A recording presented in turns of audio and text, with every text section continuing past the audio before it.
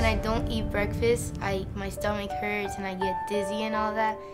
As a registered dietitian, it's extremely important to me that every student in the county eat breakfast. One of our students was taken to the clinic. He had passed out in his class, and after talking to him for about 15 minutes, he has said that he had no breakfast. I was feeling a little dizzy and tired when I didn't eat breakfast. We don't know when their last meal was. A lot of times when our kids come through the door, we're the first meal that they get. It's not only the cognitive development that we're interested in, but we're interested in the emotional, the physical, the growth of the entire child.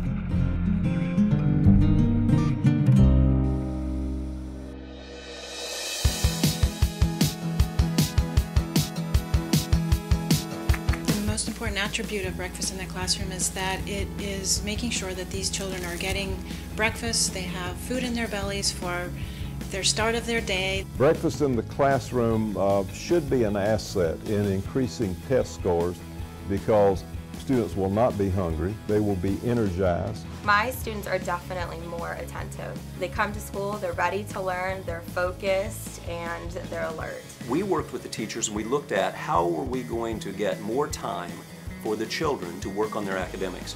And the teachers really believed that this was one of the things that we had to do. We had one school in particular that decided to implement breakfast in the classroom. And they were right around a C school, and within about a year, they had an A grade. Before school starts, cafeteria workers prepare the breakfast by taking the food out of the oven. Hot and cold bags are optional if available. After the food is prepped and ready to go, it is then loaded onto the food carts. Once the carts are all loaded, they are pushed down the hallway to their designated area. But hold up! There are a couple of different options. You can drop the carts off in the hallway and let the kids grab their breakfast on their way to class, or you can drop off your carts at the classroom. If you choose to drop the carts off at the classroom, then the teachers will take the breakfast into the classroom with the kids taking it from the teachers. After sitting down, the students will get to eat and enjoy their breakfast. Teachers can also eat and check off their rosters, or they can help serve the rest of the children.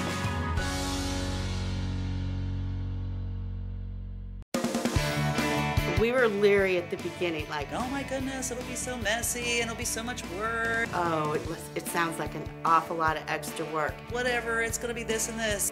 It really isn't. Once you get it planned out and everything, it's wonderful. If there's wrappers and stuff on the tables, I encourage my kids, you know what, help a buddy out. They can take your garbage and put it away for you. So it's all about teamwork.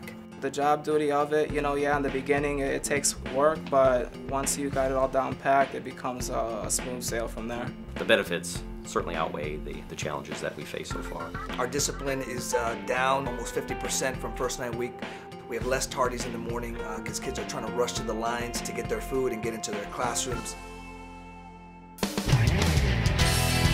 When you go into the classroom and the children are having breakfast, it's a family atmosphere, which is something that we have to teach to a lot of our children, that when we come together, it's a social aspect, it's a positive, it starts the day off positive. Kids are excited to come to school, they're excited to get their breakfast, they're excited to get into class and to begin the day on a good note. If we're able to get more of our children taking part in that breakfast, that becomes just one more link to their success.